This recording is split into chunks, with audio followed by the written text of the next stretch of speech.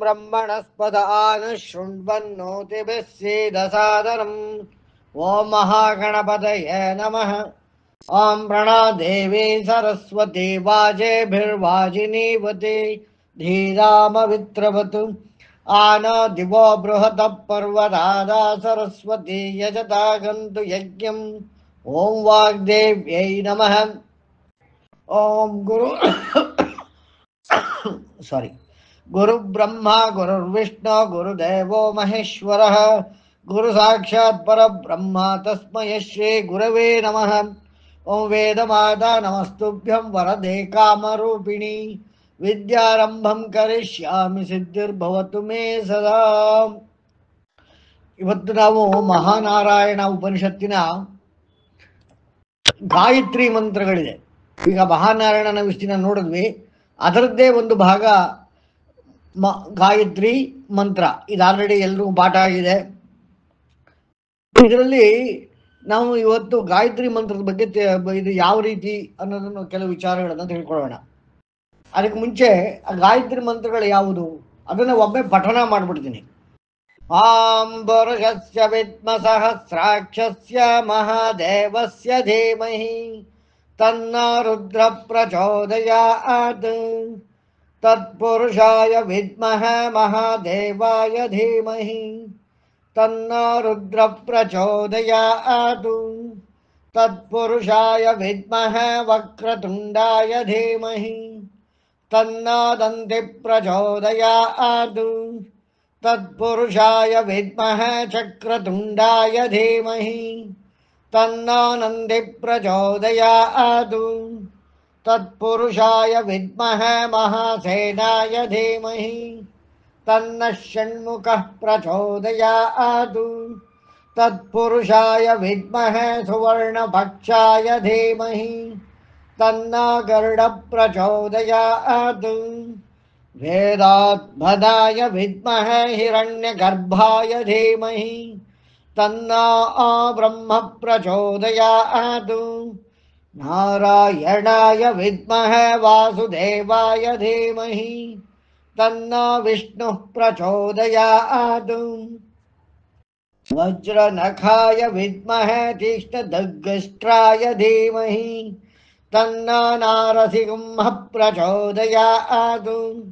ಭಾಸ್ಕರಾಯ ವಿದ್ಮಃ ಮಹದ್ಯುತಿಕರಾಯ ಧೀಮಹಿ ತನ್ನೋ ಆದಿತ್ಯಃ ಪ್ರಚೋದಯಾತ್. ವೈಶ್ವಾನರಾಯ ವಿದ್ಮಃ ಲಾಲೀಲಾಯ ಧೀಮಹಿ ತನ್ನೋ ಅಗ್ನಿಃ ಪ್ರಚೋದಯಾತ್. ಕಾತ್ಯಾಯನಾಯ ವಿದ್ಮಃ ಕನ್ಯಾಕುಮಾರಿ ಧೀಮಹಿ ತನ್ನೋ ದುರ್ಗಿ ಪ್ರಚೋದಯಾತ್. ಇದಿಷ್ಟು ಗಾಯತ್ರಿ ಛಂದಸ್ಸಿನಲ್ಲಿರುವಂತಹ ಮಂತ್ರಗಳು. ಇದು ಮಹಾನಾರಾಯಣದಲ್ಲಿ ಇರುವಂತಹದ್ದು. ಅಂದ್ರೆ ಹಲವಾರು ಛಂದಸ್ಸುಗಳಿದೆ. ಛಂದಸ್ಸು ಅಂದ್ರೆ ಏನು? ಯಾರಾದರೂ ಹೇಳ್ತೀರಾ? ಛಂದಸ್ಸುಗಳು ಅಂದ್ರೆ ಏನು? ಪಾಕೆಟ್ ಆಫ್ ಪೊಟೆನ್ಷಿಯಾ, ಸಾಮರ್ಥ್ಯದ ಒಂದು ಪೊಟ್ಟಣ. ಅಂದ್ರೆ ನಾವು ಉಚ್ಚರಿಸಿದಾಗ ಕಾಯ ವಾಚ ಮನಸ ಅವುಗಳಲ್ಲಿ ಒಂದು ಸಾಮರ್ಥ್ಯವಿರಬೇಕು. ಆ ಸಾಮರ್ಥ್ಯವಿದ್ದರೆ ಅದು ಆಕ್ಟ್ ಮಾಡ್ತದೆ, ಅಂದ್ರೆ ಅದು ಪರಿಣಾಮವನ್ನ ತರ್ತದೆ. ಪರಿಣಾಮ ಎಲ್ಲಿಂದ ಬರ್ತದೆ? ಆ ಕಾರ್ಯದಲ್ಲಿ ಇರುವ ಕಾರಣದಿಂದ. ಕಾರಣ ಎಲ್ಲಿಂದ ಬರ್ತದೆ? ಸಾರ, ಸತ್ವ ಎನ್ನುವುದರಿಂದ ಬರ್ತದೆ. ಸತ್ವ ಅಂದ್ರೆ ಏನು? ಅದೇ ಸತ್ಯದ ಸಾಮರ್ಥ್ಯವಾಗಿರ್ತದೆ. ಈ ಸತ್ಯದ ಸಾಮರ್ಥ್ಯವನ್ನೇ ಛಂದಸ್ಸು. ಅದರ ಪ್ರಾಕ್ಟಿಕಲ್ ಆಗಿ ನೋಡಿದ್ರೆ, ಅಂದ್ರೆ ಅಕ್ಷರಶಃ ಅನುವಾದ ಮಾಡ್ಕೊಂಡು ನೋಡಿದ್ರೆ ಹೊದಿಕೆ. ಅಂದ್ರೆ ನಾವೇನಾರ ಒಂದು ವಸ್ತುವನ್ನ ಮಾರಾಟ ಮಾಡಬೇಕಾದ್ರೆ ಅದಕ್ಕೆ ನಾವು ಒಂದು ಪಟ್ಟಣವನ್ನು ಮಾಡ್ತೇವೆ, ಅದಕ್ಕೊಂದು ಕವರ್ ಮಾಡ್ತೇವೆ, ಅದನ್ನ ಒಂದು ಬಾಕ್ಸ್ ಹಾಕ್ತೇವೆ, ಅಲ್ಲಿಂದ ನಾವು ಅದನ್ನ ಇನ್ನೊಬ್ಬರಿಗೆ ಕಲ್ಪಿಸ್ತೇವೆ. ಆ ರೀತಿಯಾಗಿ ವೇದ ಮಂತ್ರಗಳಲ್ಲಿ ಛಂದಸ್ಸುಗಳು ಅಂತ ಇದೆ. ಹಲವಾರು ಛಂದಸ್ಸಿದೆ. ಗಾಯತ್ರಿ, ತ್ರಿಷ್ಟು, ಪನುಷ್ಟು, ಬೃಹತಿ, ಈ ಥರ ಹಲವಾರು ಛಂದಸ್ಸುಗಳಿದೆ. ಒಂದೊಂದು ಛಂದಸ್ಸಿಗೆ ಇಷ್ಟಿಷ್ಟೇ ಮಾತ್ರೆಗಳು ಅಂತ ಇದೆ. ಆ ಮಾತ್ರೆಗಳು ಇದರಲ್ಲಿ ಎಷ್ಟಿದೆ? 24 ಮಾತ್ರೆಗಳಿದೆ. ಗಾಯತ್ರಿ ಛಂದಸ್ಸಿನಲ್ಲಿ 24 ಮಾತ್ರೆಗಳಿದೆ. ಆ 24 ಯಾಕೆ? ಈ ಮಹಾನಾರಾಯಣ ಉಪನಿಷತ್ತಿನಲ್ಲಿ ಈ ಗಾಯತ್ರಿ ಮಂತ್ರ ಅನ್ನೋದನ್ನು ಯಾಕೆ ಆ ಋಷಿ ಹೇಳಿದ್ದಾರೆ? ನಾರಾಯಣ ತತ್ವದಲ್ಲಿ ಗಾಯತ್ರಿ ಯಾಕೆ ಬರ್ತದೆ? ಎಲ್ಲವನ್ನು ನೋಡೋಣ. ಈ ಗಾಯತ್ರಿ ಎನ್ನುವುದನ್ನು ನಾವು ಸ್ವಲ್ಪ ತಿಳ್ಕೊಳ್ಳೋಣ. ಗಾಯತ್ರಯ ಅಂದರೆ ನಮ್ಮ ಒಂದು 3 ಪ್ರಜ್ಞಾವಸ್ಥೆಗಳು, ಎಚ್ಚರ, ಸ್ವಪ್ನ, ಸುಷುಪ್ತಿ ಇರಬಹುದು. 3 ರೀತಿಯಾದ ತಾಪತ್ರಯಗಳಿರಬಹುದು, ದೈವಿಕ, ಆಧ್ಯಾತ್ಮಿಕ ಹಾಗೂ ಭೌತಿಕ. 3 ರೀತಿಯಾದ ಋಣಗಳಿರಬಹುದು. ಯಾವ್ಯಾವುದು? ದೇವಋಣ, ಪಿತೃಋಣ, ಋಷಿ ಋಣ. ಈ ರೀತಿಯಾಗಿ ಸಾತ್ವಿಕ, ರಾಜಸಿಕ, ತಾಮಸಿಕ 3 ಗುಣಗಳಿರಬಹುದು. ಈ ಎಲ್ಲವನ್ನು ತೆಗೆದುಕೊಂಡಾಗ ಸಾಂಖ್ಯ, ಅದು ಋಗ್ವೇದದ ಖಿಲಮಂತ್ರಗಳ ಪ್ರಕಾರದಲ್ಲಿ ಈ ಸೃಷ್ಟಿಯಲ್ಲಿ ನಾವು ವಾಸಿಸುತ್ತಿರುವ ಈ ಭೂಮಿಯಲ್ಲಿ 24 ತತ್ವಗಳು ಇವೆ. 25ನೇದೇ ಪುರುಷ ಅಂದರೆ ಸಾಮರ್ಥ್ಯ. ಅಂದರೆ ಒಂದು ಸಾಮರ್ಥ್ಯ ಜೋಡಿಸ್ಕೋಬೇಕು ಅಂತಂದರೆ 24 ಅಂಶಗಳು ಬೇಕಾಗ್ತದೆ. ಈ 24 ಅಂಶಗಳು ಪ್ರಕೃತಿಯಾಗಿದ್ದರೆ 25ನೇದಾದ ಪುರುಷ ಜೋಡಿಸಿಕೊಳ್ತದೆ. ಅಂದರೆ ಈ ಮಂತ್ರದಲ್ಲಿ, ಗಾಯತ್ರಿಯಲ್ಲಿ 24 ಅಕ್ಷರಗಳು ಏನಪ್ಪ ಅಂದರೆ ಅದು ಪ್ರಕೃತಿ. ಆ ಪ್ರಕೃತಿಯಲ್ಲಿ ನಮ್ಮ ಘಟನೆ ನಡೀಬೇಕು, ನಮ್ಮ ವಾಸ್ತವಿಕದಲ್ಲಿ, ನಮ್ಮ ಕ್ಷೇತ್ರದಲ್ಲಿ. ಅಂದರೆ ನಾನು ಸಾಧನೆ ಮಾಡಿದ್ದು ನನಗೇ ಸಿಗಬೇಕು, ಅವರು ಮಾಡಿದ್ದು ಅವರಿಗೆ ಸಿಗಬೇಕು, ದೇಶಕ್ಕಾಗಿ ಮಾಡಿದ್ದು ದೇಶಕ್ಕೆ ಸಿಗಬೇಕು, ಸಂಘಟನೆಗಳಿಗಾಗಿ ಮಾಡಿದ್ದು ಸಂಘಟನೆಗಳಲ್ಲಿ ಸಿಗಬೇಕು, ವಿಶ್ವಕ್ಕಾಗಿ ಮಾಡಿದ್ದು ವಿಶ್ವಕ್ಕೇ ಸಿಗಬೇಕು, ದೇವತೆಗಳಿಗಾಗಿ ಮಾಡಿದಾಗ ದೇವತೆಗಳಿಗೆ ಸಿಗಬೇಕು. ಈ ರೀತಿ ಯಾವ ಒಂದು ಟಾರ್ಗೆಟ್ ಇಟ್ಕೊಂಡು ನಾವೇನು ಮಾಡ್ತೇವೆ, ಆ ಟಾರ್ಗೆಟ್ ರೀಚ್ ಆಗಬೇಕು ಅಂತಂದರೆ ಅದಕ್ಕೆ ಈ ಭೂಮಿಯಲ್ಲಿ 24 ತತ್ವಗಳು ಬೇಕು. ಆ 24 ತತ್ವಗಳು ಅದಕ್ಕೆ ಮೂಲಭೂತಗಳು ಯಾವುದು? 5: ಪೃಥ್ವಿ, ಅವಸ್ಥೆಗೆ, ವಾಯುರಾಕಾಶ. ಇದೆಲ್ಲ ಸೇರಿ 24 ತತ್ವಗಳಾಗ್ತವೆ. ಇದು ಋಗ್ವೇದ ಖಿಲಮಂತ್ರಗಳಲ್ಲಿ ನೋಡ್ಕೋಬಹುದು. ಮತ್ತೆ ನಾವು ಸಾಂಖ್ಯ ದರ್ಶನ, ಸಾಂಖ್ಯಶಾಸ್ತ್ರ ಮತ್ತು ಸಾಂಖ್ಯ ಯೋಗ ಎಂಬ 3 ರೀತಿಯಾದ ಕಂಟ್ರೋಲ್ಸ್, ಅಂಕೆಗಳನ್ನು, ಅಂಕೆಯಿಂದನೇ ಸಾಂಖ್ಯವಾಗಿರೋದು. ಸಾ ಅಂಕಃ ಇತಿ ಸಾಂಖ್ಯ ಅಂದರೆ ಯಾವುದು ಎಲ್ಲದರಲ್ಲೂ ತನ್ನ ನಿಯಂತ್ರಣವನ್ನು ಇಟ್ಟುಕೊಂಡಿದೆ ಅದು ಸಾಂಖ್ಯ, ಅದೇ ಸಂಖ್ಯೆ. ಅದಕ್ಕೆ ಋಗ್ವೇದ ಖಿಲ ಮಂತ್ರಗಳಲ್ಲಿ ಬರ್ತದೆ ಕ್ರಿಶ್ಚಿನ್ನ ಅದ್ಯ ಅಂದರೆ ಇವೆಲ್ಲವೂ 3 ಅಂದರೆ ಅದ್ವೈತವೂ ಅಲ್ಲ ದ್ವೈತವೂ ಅಲ್ಲ, 3 ತ್ರೈತ. ಏನು ಹೇಳಿ? ತ್ರೈತ ಎನ್ನುವ ರೂಪದಲ್ಲಿ ಇದು ಆಪರೇಟ್ ಆಗ್ತಾ ಇದೆ. 3 ಗುಣಗಳಿವೆ, 3 ಋಣಗಳಿವೆ, 3 ತಾಪತ್ರಯಗಳಿವೆ. ಈ ರೀತಿಯಾದ ವಿಚಾರಗಳಿದ್ದಾಗ ಇದು 24 ತತ್ವಗಳಿಂದ ಆಪರೇಟ್ ಆಗ್ತದೆ. 25ನೇ ತತ್ವವಾದ ಪುರುಷ ಅಂದರೆ ಸಾಮರ್ಥ್ಯ, ಅದು ಜೋಡಿಸ್ಬೇಕು. ಆಯಿತು. ಇಲ್ಲಿ ಏನಾಯಿತು? ಪುರುಷಸ್ಯ ವಿದ್ಮ ಸಹಸ್ರಾಕ್ಷಸ್ಯ ಮಹಾದೇವಸ್ಯ ಧೀಮಹಿ ತನ್ನ ರುದ್ರ ಪ್ರಚೋದಯಾತ್. ಉದಾಹರಣೆಗೆ ಇದು ಒಂದು ಗಾಯತ್ರಿ ಮಂತ್ರ.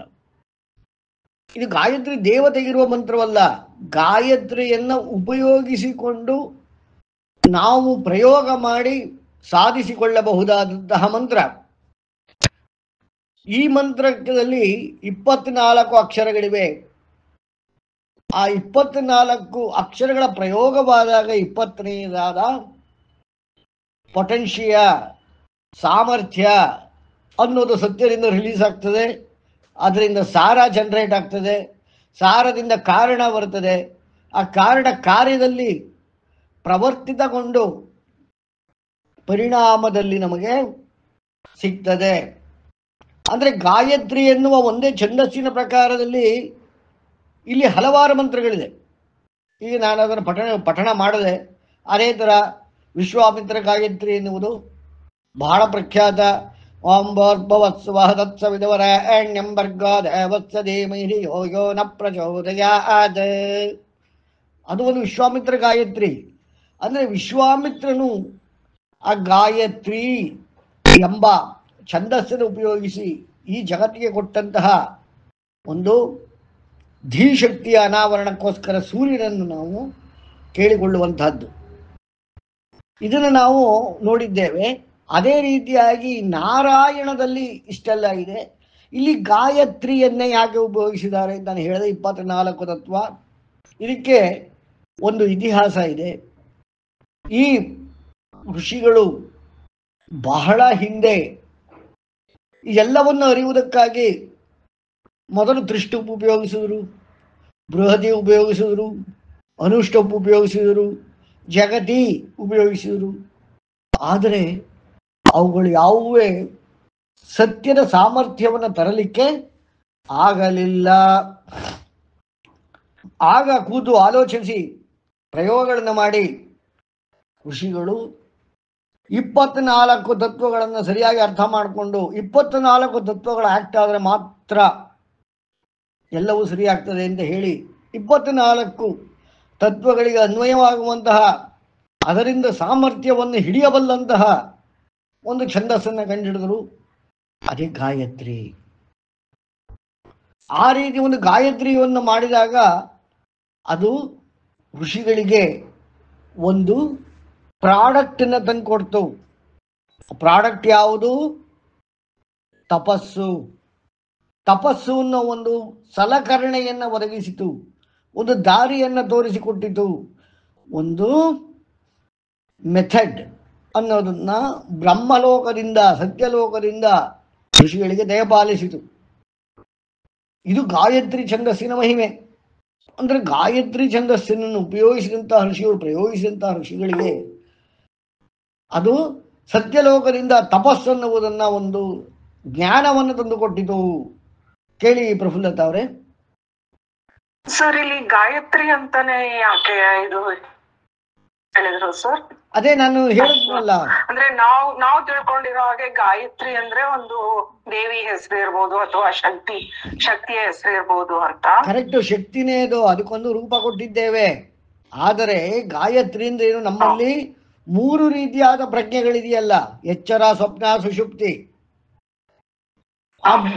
ಆ 3 ಪ್ರಜ್ಞೆಗಳಿಂದ ಅಥವಾ ಸಂಕರ್ಷಣ, ಪ್ರದ್ಯುಮ್ನ, ಅನಿರುದ್ಧ, ಈ 3 ರೀತಿಯಾದ ವಿಚಾರಗಳು, ನಾರಾಯಣ ತತ್ವಗಳನ್ನು ಉಪಯೋಗಿಸಿಕೊಂಡು ನಾವು ಹೇಗೆ ನಮಗೆ ಬೇಕಾದ ಅವಶ್ಯಕತೆಯನ್ನು ಪೂರೈಸಿಕೊಳ್ಳಬಹುದು. ಅದೇ ತಾನೇ ತಪಸ್ಸು, ಅದೇ ತಾನೇ ಧ್ಯಾನ, ಅದೇ ತಾನೇ ಉಪಾಸನೆ. ಇಲ್ಲಿ ನೋಡಿ, ನಾವು ಮಾಡುವ ಕಾರ್ಯಗಳಿಗೆ ಅದು ಮೋಕ್ಷ ಇರಬಹುದು, ಸ್ವರ್ಗ ಇರಬಹುದು, ಏನೇ ಇರಬಹುದು, ಧರ್ಮ ಇರಬಹುದು, ಅಧರ್ಮ ಏನೇ ಇರ್ಬೋದು, ಒಟ್ಟಿನಲ್ಲಿ ಯಾವುದೋ ಒಂದು ಬೇಡಿಕೆ ಇದ್ದೇ ಇರ್ತದೆ. ಆ ಬೇಡಿಕೆ ಈಡೇರದ ಕಾರ್ಯ ಯಾರಾದರೂ ಮಾಡ್ತೀವಿ ನಾವು ಹೇಳಿ? ನಾವೊಂದು ಕೆಲಸ ಮಾಡಬೇಕು ಅಂದರೆ ಏನು ಬೇಕು? ಇದರಿಂದ ಏನು ಸಿಗತ್ತೆ? ಈ ಕಾರ್ಯ ಮಾಡುವುದರಿಂದ ಏನು ಪ್ರಯೋಜನ? ಅದು ಬೇಕು. ಆ ಕಾರ್ಯ ಮಾಡುವುದಕ್ಕೆ ಜ್ಞಾನ ಬೇಕು. ನಾವು ಏನು ಅಂದುಕೊಂಡಿದ್ದೀವೋ ಆ ಪ್ರಯೋಜನ ಪಡೆಯಲಿಕ್ಕೆ ಆ ಕಾರ್ಯದಲ್ಲಿ ಕಾರಣವಿರಬೇಕು. ಕಾರಣ ವರ್ಕ್ ಆಗಬೇಕು, ಪ್ರವರ್ತಿತವಾಗಬೇಕು. ಅಂದರೆ ಟ್ರಿಗರ್ ಆಗಿ, ಆಕ್ಟಿವೇಟ್ ಆಗಿ ನಮಗೆ ರಿಸಲ್ಟನ್ನು ಕೊಡಬೇಕು ಅನ್ನೋದರಲ್ಲಿ ಸಾರ ಇರಬೇಕು. ಆ ಸಾರ ಏನದು? ಸತ್ಯದಿಂದ ಬರಬೇಕು. ಸತ್ಯ ಎಲ್ಲಿದೆ? ಸತ್ಯಂ ಜ್ಞಾನಂ ಅನಂತಂ ಬ್ರಹ್ಮ. ಅದು ನಮ್ಮಲ್ಲಿಲ್ಲ. ಸತ್ಯಲೋಕದಲ್ಲಿದೆ, ಬ್ರಹ್ಮಲೋಕದಲ್ಲಿದೆ. ಅಂದ್ರೆ ನಮ್ಮ ಲಿಮಿಟೆಡ್ ಆದ ಚಲನೆ ಚಿಂತನೆಯಲ್ಲಿಲ್ಲ, ಬೃಹತ್ ಚಲನೆ ಚಿಂತನೆಯಲ್ಲಿದೆ, ಅಂದ್ರೆ ಬ್ರಹ್ಮನಲ್ಲಿದೆ. ಅದನ್ನ ನಾವು ತರಬೇಕು. ಆ ತರೋದಿಕ್ಕೆ ನಾವಿರೋದೆಲ್ಲಿ? ಈ ಭೂಮಿಯಲ್ಲಿ. ನಾವು ಇರುವಂತಹ ಈ ಭೂಮಿಯಲ್ಲಿ 24 ತತ್ವಗಳು ಕೆಲಸ ಮಾಡ್ತಾ ಇವೆ. ಆ 24 ತತ್ವಗಳು ಕೆಲಸ ಮಾಡಿದಾಗ ಮಾತ್ರ ಆ ಸತ್ಯದ ಸಾಮರ್ಥ್ಯ ಸಾರರೂಪವಾಗಿ ನಮ್ಮ ಮಾಡುವ ಕಾರ್ಯದಲ್ಲಿ ಕಾರಣವಾಗಿ ಪ್ರವರ್ತಿತವಾಗ್ತದೆ. This is the secret. ಹಾಗಾಗಿ ಗಾಯತ್ರಯ, ಗಾಯತ್ರಿ ಅಂದ್ರೇನು? ಗಾಯತ್ರಯ. ಗಾಯ ಅಂದ್ರೆ ಹಲವಾರು ಮೀನಿಂಗ್ ಇದೆ. ಗಯ ಅಂದ್ರೆ ತಲೆ, ಗಯ ಶ್ರಾದ್ದ. ಗಾಯ ಅಂದ್ರೆ ದೇಹದಲ್ಲಿ ಅತ್ಯಂತ ಪ್ರಮುಖ ಭಾಗ ಯಾವುದು? ನಮ್ಮ ದೇಹದಲ್ಲಿ ಶಿರಸ್ ಅಂದ್ರೆ ನಮ್ಮ ತಲೆ, 3 ಪ್ರಜ್ಞೆ. ಹಾಗಾಗಿ ತೊಂದರೆಗಳಲ್ಲಿ 3 ರೀತಿಯಾದ ತೊಂದರೆಗಳು: ಭೌತಿಕ, ಆಧ್ಯಾತ್ಮಿಕ, ದೈವಿಕ. 3 ತಾಪದ ತ್ರಯಗಳು. ಯಾವುದೇ ತೊಂದರೆ ಬಂದಾಗ ನಾವು ಅದನ್ನು ಕೂಲಂಕುಷವಾಗಿ ಪರೀಕ್ಷಿಸಿದರೆ, ಇಲ್ಲ ಅದು ಭೌತಿಕವಾಗಿರುತ್ತೆ, ಇಲ್ಲ ಆಧ್ಯಾತ್ಮಿಕವಾಗಿರುತ್ತೆ, ಇಲ್ಲ ದೈವಿಕವಾಗಿರುತ್ತೆ. ನಾವು ಆಪರೇಟ್ ಮಾಡೋದು ಯಾವುದು? 3 ಗುಣಗಳಿಂದ: ಸತ್ವ, ರಾಜಸ, ತಾಮಸ. ಅಂದ್ರೆ ಸಾರ, ಫಂಕ್ಷನ್ ಮತ್ತೆ ಆರ್ಗನೈಸೇಷನ್. ಸಾರ, ಚಲನೆ ಮತ್ತು ಜಡ, ಅದು ಕೂಡ 3. ನಾವು ಹುಟ್ಟಿರೋ ಕಾರಣ 3 ಋಣಗಳು. ಯಾವ್ಯಾವುದು? ದೇವಋಣ, ಪಿತೃಋಣ, ಋಷಿ ಋಣ.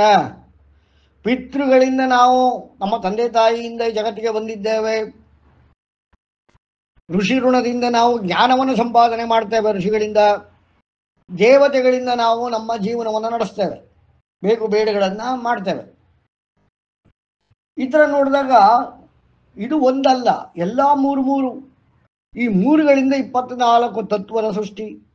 ಈ ಒಂದು ಮೆಕ್ಯಾನಿಸಮ್ನಲ್ಲಿ ನಡೀತಿರುವಂತಹ ತಿಶ್ಚಿನ್ನ ಅದ್ಯ, ಈ 3 ಕಾರಣಗಳಿಂದ 24 ತತ್ವಗಳ ಕಾರಣಗಳಾಗಿ ನಮ್ಮಲ್ಲಿ ನಡೀತಾ ಇದೆ. ನಾವು ಅದರಲ್ಲಿದ್ದೇವೆ. ಅದಕ್ಕೆ ನೋಡಿ, ಅಗ್ನಿ ಕಾರ್ಯ ಮಾಡಬೇಕಾದ್ರೂ ಭೂ ಭುವಃ ಸುವಃ. ವಿಶ್ವಾಮಿತ್ರ ಹೇಳಿದ್ದು ಅದನ್ನೇ, ಭೂರ್ಭುವಃ ಸುವಃ ತತ್ಸವಿತೃ. ಅಂದ್ರೆ ಸವಿತೃ ಎಲ್ಲಿಂದ ಬರ್ತದೆ? ರಾಚೆ ಇರುವ ಆದಿತ್ಯನಿಂದ. ಅದು 3 ಸ್ವಃ ಭುವಃ, ಅವೆರಡನ್ನು ಪಾಸ್ ಮಾಡಿಕೊಂಡು ಭೂಗೆ ಬರಬೇಕು, ನಮಗೆ ಬರಬೇಕು. ನಾವು ಏನಾದ್ರು ರಿಕ್ವೆಸ್ಟ್ ಕಳಿಸ್ಬೇಕು ಅಂದರೆ, ನಮಗೇನಾರು ಬೇಕು ಅಂತ ರಿಕ್ವೆಸ್ಟ್ ಮಾಡ್ಕೋಬೇಕು ಅಂದರೆ ಇದೇ ಮಾರ್ಗದಲ್ಲಿ ಕಳಿಸ್ಬೇಕು. ರಿಸೀವ್ ಮಾಡ್ಕೊಳ್ಳೋದು ಕೂಡ ನಾವು ಮಾಡಿದ ಪ್ರಯತ್ನಕ್ಕೆ ಫಲ, ಅದು ಕೂಡ ಭೂಮಿಗೆ ಬರಬೇಕು ಅಂದ್ರೆ ಅದು ಸೂರ್ಯನಿಂದ ಸುವಃ ಭುವಃ ಮತ್ತೆ ಭೂಲೋಕ, ಅದು ಕೂಡ 3. ಅಂದರೆ ನಮಗೂ ಸತ್ಯಕ್ಕೂ ಎಷ್ಟಿದೆ? ಭೂಭುವಃ ಸುವಃ. ಬೇರೆ ಪ್ಲಾನೆಟ್ ಅಲ್ಲಿ ಇದ್ದಾಗ ವಿಚಾರ ಬೇರೆ. ಈಗ ನಾವು ಭೂಮಿಯ ಸಂಬಂಧದಲ್ಲಿ ಮಾತಾಡ್ತಾ ಇದ್ದೇವೆ. ಈ ಭೂಮಿಯ ಸಂಬಂಧದಲ್ಲಿ ನೋಡಿ, ಇವೆಲ್ಲ 3 ಇರೋದ್ರಿಂದ ಗಾಯತ್ರಯ, 3 ತಲೆಗಳು. 3 ತಲೆಗಳಲ್ಲಿ ಎಲ್ಲವೂ ಈ 3. ಎಲ್ಲ 3ಗಳು 24 ತತ್ವದಿಂದ ಆಪರೇಟ್ ಆಗ್ತಿರೋದ್ರಿಂದ ಗಾಯತ್ರಿಯಲ್ಲಿ 24 ಅಕ್ಷರ. ಅರ್ಥ ಮಾಡ್ಕೊಳ್ಳಿ, 24 ಮಾತ್ರೆಗಳು ಗುರು ಲಘುಗಳಿಂದ ಸೇರಿದ್ದು. ಅಂದ್ರೆ ಅರ್ಥ ಏನು? ನಮ್ಮ ಇರುವ ಚಕ್ರಗಳಲ್ಲಿ ಅವುಗಳ ಶಕ್ತಿಯನ್ನು ಉಪಯೋಗಿಸಿಕೊಂಡು ಆ ಸೂರ್ಯನಿಂದ ಬರುವ ಅಕಾರ ಮತ್ತು ಇಕಾರ, ಜೀವ ಮತ್ತು ಜಾಗೃತಿ, ಅವುಗಳನ್ನು ತೆಗೆದುಕೊಂಡು ಅವುಗಳಿಗೆ ನಾವು ಸಂಬಂಧವನ್ನು ಮಾಡಿಕೊಂಡು ಉಚ್ಚರಿಸಿದಾಗ ಅದು ಸತ್ಯಲೋಕಕ್ಕೆ ಪ್ರಯಾಣ ಮಾಡ್ತದೆ. ಸತ್ಯಲೋಕದಿಂದ ನಮಗೆ ಸಾರವನ್ನು ತಂದು ಕೊಡ್ತದೆ. ಈ ಒಂದು ಮೆಕ್ಯಾನಿಸಮ್ ತೋರಿಸ್ಕೊಟ್ಟಿದ್ದೆ ಬೇರೆ ಛಂದಸ್ಸುಗಳಲ್ಲ, ಗಾಯತ್ರಿ ಛಂದಸ್ಸು. ಯಾರಿಗಾರ ಅನುಮಾನ ಇದೆ, ಪ್ರಶ್ನೆ ಇದೆಯಾ ಕೇಳಿ, ಮುಂದಕ್ಕೆ ಹೋಗಿ ಮುಂಚೆ. ಯಾರಿಗೂ ಪ್ರಶ್ನೆ ಇಲ್ಲ ಅಂದ್ರೆ ಮುಂದಕ್ಕೆ ಹೋಗೋಣ. ಈ ರೀತಿಯಾದ ಅನುಕೂಲತೆಯನ್ನು ಮಾಡಿಕೊಟ್ಟಿದ್ದು ಋಷಿಗಳಿಗೆ ಗಾಯತ್ರಿ. ಇದು ನಾರಾಯಣದ ಉಪನಿಷತ್ತಿನೆಲ್ಲ ಯಾಕೆ ಸೇರಿದೆ ಅಂತಂದ್ರೆ, ನಾರಾಯಣ ತತ್ವ ನಾವು ಇದುವರೆಗೆ ಏನು ನೋಡಿದ್ದೀವಿ, ನಾರಾಯಣ ತತ್ವ ಅದು ಆಪರೇಟ್ ಆಗ್ತಾ ಇರೋದು 24 ತತ್ವಗಳಲ್ಲೇ, ಮೂರು ವಿಚಾರಗಳಲ್ಲೇ. ನಮ್ಮ ಮನಸ್ಸು ಕೂಡ ಆಪರೇಟ್ ಆಗ್ತಾ ಇರೋದು 3, ಸತ್ವ ತಾಮಸ ರಾಜಸಿಕ. 3 to the power of 3 is 9. ಆ ರೀತಿಯಾಗಿರೋದ್ರಿಂದ 9ನೇದು ರಿಸಲ್ಟು, ಆದರೆ 8ನೇದು ತನಕ ಪ್ರಕ್ರಿಯೆ. ಆ 8 ಅನ್ನೋದು ಒಂದೊಂದು ತತ್ವದಲ್ಲೂ ಇದೆ. ಸತ್ವದಲ್ಲಿ 8 ಇದೆ, ತಾಮಸದಲ್ಲಿ 8 ಇದೆ, ರಾಜಸಿಕದಲ್ಲಿ 8 ಇದೆ. ಆ 8 ಮೂರ್ಲಿ 24. ಅದಕ್ಕೆ ಸಾಮರ್ಥ್ಯ ಸೇರಿದಾಗ, ಕಾರಣ ಸೇರಿದಾಗ, ಸಾರ ಸೇರಿದಾಗ, ಸತ್ಯ ಸೇರಿದಾಗ ಇದೆಲ್ಲ ಒಂದೇ ಅರ್ಥ. ಸಾಮರ್ಥ್ಯ ಸೇರಿದಾಗ ಅಂದ್ರೆ ನಾವು ಉಚ್ಚರಿಸುವ ಈ ಮಂತ್ರದಿಂದ ಈ ಒಂದು 24 ತತ್ವಗಳಿಂದ ನಮಗೆ ಆ ಒಂದು ಸಾಮರ್ಥ್ಯ ಸಿದ್ಧಿಯಾಗ್ತದೆ ಅನ್ನುವುದು ಗಾಯತ್ರಿ ಎನ್ನುವುದರ ಮಹಿಮೆ. ಯಾರಿಗಾದ್ರೂ ಪ್ರಶ್ನೆ ಇದೆಯಾ ಸರ್? ಹಾ ಸರ್, ಅಂದ್ರೆ ನೀವು ಹೇಳ್ತಿರೋದು ಈ ಏನೋ ಇದು ಪ್ರಚೋದಯಾತ್ ಅಂತ ಗಾಯತ್ರಿ ಮಂತ್ರಗಳಿದೆಯಲ್ಲ, ಅದನ್ನ ಹೇಳೋದ್ರಿಂದನೋ ಏನೋ ಗಾಯತ್ರಿ ಮಂತ್ರ ಹೇಳೋದ್ರಿಂದನೋ ಸರ್? ಗಾಯತ್ರಿ ಮಂತ್ರ ಹೇಳೋದ್ರಿಂದನೂ ಅದರ ಅರ್ಥ ಬೇರೆ. ಆದರೆ ಗಾಯತ್ರಿ ಈಗ ಪ್ರಚೋದಯ ಧೀಮಹಿ ಇವೆಲ್ಲ ಒಂದು ರಿಕ್ವೈರ್ಮೆಂಟ್ ಹೇಳ್ತಾ ಇದೆ. ಆದರೆ ಇಲ್ಲಿ ಅದು ಹೇಗೆ ಕೆಲಸ ಮಾಡ್ತದೆ ಅನ್ನೋದನ್ನ ಹೇಳ್ತಾ ಇದೆ ಇಲ್ಲಿ. ಅರ್ಥ ಆಯ್ತಾ ಸರ್? ಅದನ್ನು ಸ್ಟಾರ್ಟಿಂಗ್ ಅದು ಗಾಯತ್ರಿ ಇದು ಅಂತ ಹೇಳಿದ್ರಲ್ಲ ಸರ್, ಅಂದ್ರೆ ನಮಗೂ ಹೇಳಿಸ್ತಿರಲ್ಲ ಆ ಮಂತ್ರಗಳ ಏನ ಪರ್ಟಿಕ್ಯುಲರ್ ಗಾಯತ್ರಿ ಮಂತ್ರನ ಅಂತ ಕೇಳಿ. ಅಲ್ಲ, ಗಾಯತ್ರಿ ಮಂತ್ರ ಅಂತ ಇಲ್ಲ ಅಂತ ನಾನು ಆಗ್ಲಿಂದ ಹೇಳ್ತಾ ಇರೋದು. ನಾವ್ ಹೇಳೋದು ಅದು ಅದೇ ನೀವು ಹೇಳ್ತಿರೋದು ಓಂ ಭೂರ್ಭುವಃ ಸ್ವಃ ತತ್ಸವಿತುರ್ವರೆಣ್ಯಂ ತಾನೆ. ಅದು ಸರ್ ಈಗ ನಂಗೆ ಬಾಯಿ ಬರ್ತಿಲ್ಲ. ನಮ್ಗೆ ಸ್ಟಾರ್ಟಿಂಗ್ ಇದು ರುದ್ರ ಹೇಳದ್ಮೇಲೆ ಹೇಳಿಸ್ತಿರಲ್ಲ ಸರ್ ಗಾಯತ್ರಿ. ಹೌದು ಅದೇ ಪುರುಷಸ್ಯ ವಿದ್ಮ ಸಹಸ್ರಾಕ್ಷಸ್ಯ, ಅದು ಒಂದೊಂದು ಗಾಯತ್ರಿ. ಪ್ರಚೋದಯಾತ್ ಆದ್ಮೇಲೆ ಮತ್ತೇನ್ ಬರುತ್ತೆ? ಮತ್ತತ್ ಪುರುಷಾಯ ವಿದ್ಮಹ ಮಹಾದೇವಾಯ ಧೀಮಹಿ. 2ನೇದು ಮತ್ತೆ ಗಾಯತ್ರಿ, ಇನ್ನೊಂದು ಗಾಯತ್ರಿ. ಅಂದ್ರೆ ಅದು ತತ್ವಗಳನ್ನ ರೆಪ್ರೆಸೆಂಟ್ ಮಾಡತ್ತಾ ಏನದು? ಅಂದ್ರೆ ನಾರಾಯಣ ಅನ್ನೋದು ಇದುವರೆಗೆ ನಾವು ನೋಡ್ಕೊಂಡ್ ಬಂದ್ವಲ್ಲ ಇಷ್ಟ ದಿನ ಉಪನ್ಯಾಸದಲ್ಲಿ, ನಾರಾಶಂಸಿ ಅದೆಲ್ಲ ನಾರಾಯಣ ತತ್ವದಲ್ಲಿ. ಇಷ್ಟು ವಿಚಾರಗಳನ್ನ ನಾವು ಗಾಯತ್ರಿ ಛಂದಸ್ಸಿನಲ್ಲಿ ನಾವು ಪ್ರಯೋಗಿಸಿ ಉಪಯೋಗವನ್ನು ಪಡೆಯಬಹುದು. ಗಾಯತ್ರಿ ಅನ್ನೋದು ಛಂದಸ್ಸು ಮಾತ್ರ. ಅದನ್ನು ಉಪಯೋಗಿಸಿ ಮಾಡಿರುವ ಮಂತ್ರಗಳು ಪ್ರಯೋಗಿಸಿರುವುದು ಗಾಯತ್ರಿ ಮಂತ್ರ.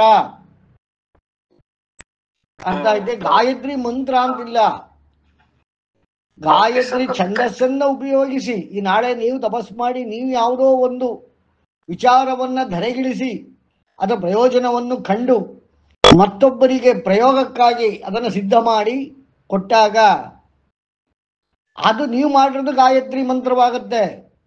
ಕೀರ್ತಿ ಗಾಯತ್ರಿ ಮಂತ್ರ, ವಿಶ್ವಾಮಿತ್ರ ಗಾಯತ್ರಿ ಮಂತ್ರ ಅನ್ನೋ ಹಾಗೆ ಕೀರ್ತಿ ಗಾಯತ್ರಿ ಮಂತ್ರ.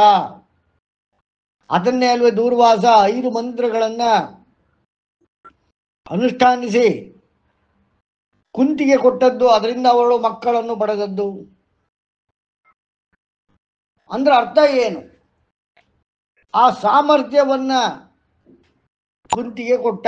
ಅಂದ್ರೆ ಗಾಯತ್ರಿ ಎನ್ನುವುದು ಛಂದಸ್ಸು. ಗಾಯತ್ರಿ ಎನ್ನುವುದೇ ಮಂತ್ರವಲ್ಲ, ಗಾಯತ್ರಿಯ ಛಂದಸ್ಸಿನಲ್ಲಿ ಇರುವಂತಹ ಮಂತ್ರ. ಅಂದ್ರೆ ಗಾಯತ್ರಿ ಸಾಮರ್ಥ್ಯವನ್ನ ಉಪಯೋಗಿಸಿಕೊಳ್ಳುವಂತಹ ಮಂತ್ರಗಳು. ಅಂದ್ರೆ ಗಾಯತ್ರಿಯ ಸಾಮರ್ಥ್ಯದಲ್ಲಿ ಕೆಲಸವನ್ನು ಮಾಡಿಕೊಡುವಂತಹ ಮಂತ್ರಗಳು ಅಂತ ಅರ್ಥ. ಅರ್ಥ ಇದೆ? ಹಾ ಸರ್. ಯಾರಿಗಾದ್ರೂ ಬೇರೆ ಪ್ರಶ್ನೆ ಇದೆಯಾ ಅಥವಾ ಈಗ ಗಾಯತ್ರಿ ಮಂತ್ರ ನೋಡೋಣ? ಯಾರಿಗೂ ಪ್ರಶ್ನೆ ಇಲ್ಲ. ಓಕೆ, ಈಗ ಮೊದಲನೇದು ಯಾವುದು?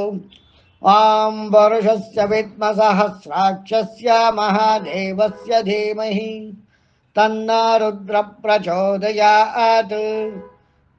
ನಾರಾಯಣ ಅದರಲ್ಲಿ ಮೊಟ್ಟ ಮೊದಲು ಏನಿದೆ? ಜ್ಞಾನದ ಸಾಧನೆಗಾಗಿ ಎಷ್ಟು ದಾರಿಗಳಿದೆ? ಯಾರಾದರೂ ಹೇಳ್ತೀರಾ? ಜ್ಞಾನ ಗಳಿಸುವುದಕ್ಕಾಗಿ ಎಷ್ಟು ದಾರಿಗಳಿದೆ, ಅಥವಾ ಜ್ಞಾನ ಎಷ್ಟಿದೆ? ಇವೆರಡನ್ನೂ ಕೂಡ ಯಾರು ಯಾವತ್ತಿಗೂ ಹೇಳಲಿಕ್ಕಾಗೋದಿಲ್ಲ. ಪ್ರತಿಯೊಂದು ಗಾಯತ್ರಿಯೂ ಕೂಡ ಅಥವಾ ಪ್ರತಿಯೊಂದು ಜೀವಿಯೂ ಕೂಡ ತನ್ನದೇ ಮಾರ್ಗವನ್ನು ಮಾಡಿಕೊಳ್ಳಬಹುದು, ಮತ್ತೆ ತನ್ನದೇ ರೀತಿಯಾದ ಜ್ಞಾನವನ್ನು ತೆಗೆದುಕೊಳ್ಳಬಹುದು. ಇದು ಹೇಗೆ ಹೇಳ್ತಿದ್ದೀರಾ ಅಂತ ನನ್ ಕೇಳಿದ್ರೆ, ವಿಷ್ಣು ಸಹಸ್ರನಾಮದಲ್ಲಿ ಮೊಟ್ಟ ಮೊದಲನೇ ನಾಮ ಯಾವುದು? ಓಂ ವಿಷ್ಣವೇ ನಮಃ.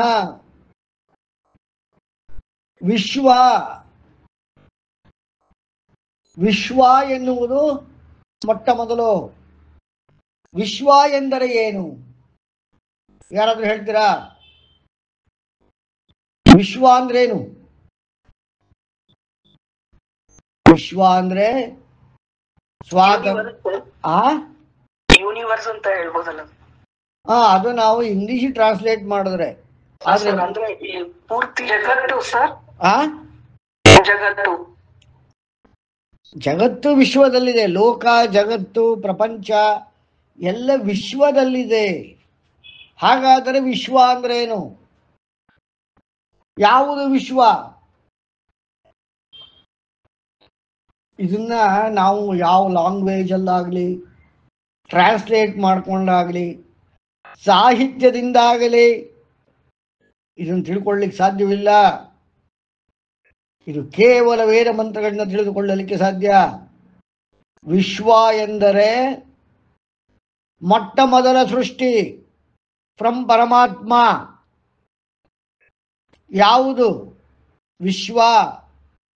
ವಿಶ್ವ ಅಂದರೆ ಹೆಂಗ್ ಗೊತ್ತಾ? ಕರೆಕ್ಟಾಗಿ ತಿಳ್ಕೊಳ್ಳಿ. ಸ್ವಾತಂತ್ರ್ಯ. ಏನ್ ಹೇಳಿ? ಸ್ವಾತಂತ್ರ್ಯ, ಸ್ವತಂತ್ರ, ಸ್ವಚ್ಛಂದವಲ್ಲ. ಸ್ವಚ್ಛಂದ ಬೇರೆ, ಸ್ವಾತಂತ್ರ್ಯ ಬೇರೆ. ಏನು ವ್ಯತ್ಯಾಸ? ಸ್ವತಂತ್ರಕ್ಕೂ ಸ್ವಚ್ಛಂದಕ್ಕೂ ಏನು ವ್ಯತ್ಯಾಸ? ಏನಾದರೂ ಹೇಳ್ತೀರಾ? ಈ ಪದಗಳೆಲ್ಲ ನಾನು ಸೃಷ್ಟಿ ಮಾಡಿ ಹೇಳ್ತಿರೋದಲ್ಲ. ದಿನನಿತ್ಯ ಜೀವನದಲ್ಲಿ ಇದನ್ನು ಉಪಯೋಗಿಸ್ತಾನೆ ಇದ್ದೀವಿ. ಆದ್ರೆ ಸರಿಯಾಗಿ ಗೊತ್ತೇ ಏನಾಗಂದ್ರೆ ಅಂತ. ಸರ್, ಸ್ವಚ್ಛಂದ ಅಂದ್ರೆ ತಿಳಿದಂಗ್ ಮಾಡೋದು. ಸ್ವಾತಂತ್ರ್ಯ ಅಂದ್ರೆ ಅದು ಒಂದು ಅವೇರ್ನೆಸ್ ಇಂದ ನಾವು ಉಪಯೋಗಿಸ್ಕೊಳಕ್ ಯೂಸ್ ಮಾಡ್ಕೋಬಹುದು ಅಂತ. ಕರೆಕ್ಟ್. ಅಂದ್ರೆ ಯಮ ಮತ್ತು ನಿಯಮಗಳನ್ನು ಅನುಸರಿಸಿ, ಅಂದ್ರೆ ಬಾಹ್ಯದ ನಿಯಮ, ಅಂತರಂಗದ ಯಮ.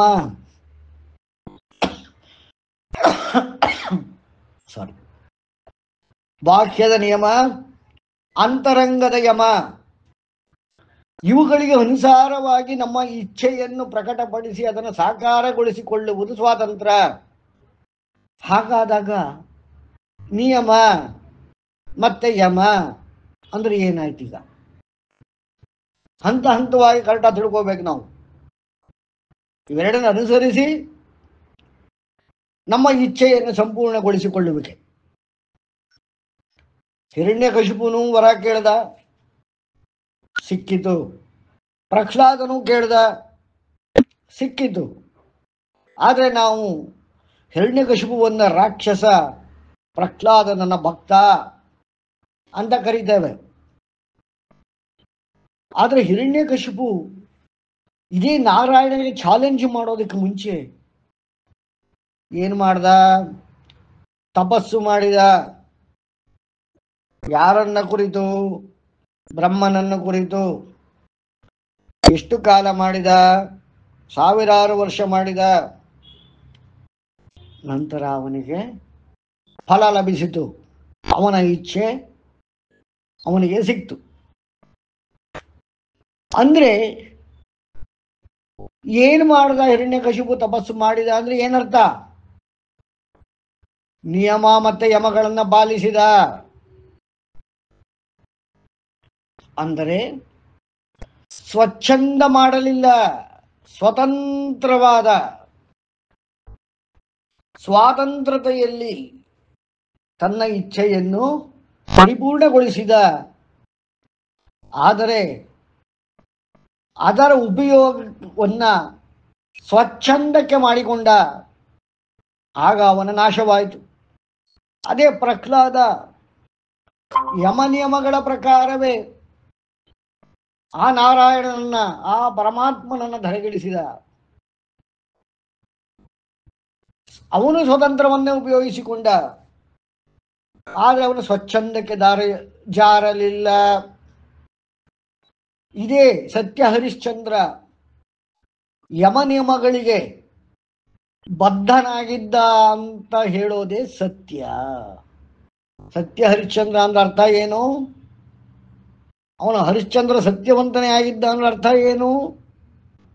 ಕೇವಲ ಸತ್ಯದ ಸಾಮರ್ಥ್ಯಗಳನ್ನು ಮಾತ್ರ ಉಪಯೋಗಿಸುತ್ತಿದ್ದ. ಸತ್ಯದ ಸಾಮರ್ಥ್ಯದ ರೂಪವಾದ ಕಾರಣಗಳನ್ನು ಮಾತ್ರ ವಿನಿಯೋಗಿಸುತ್ತಿದ್ದ.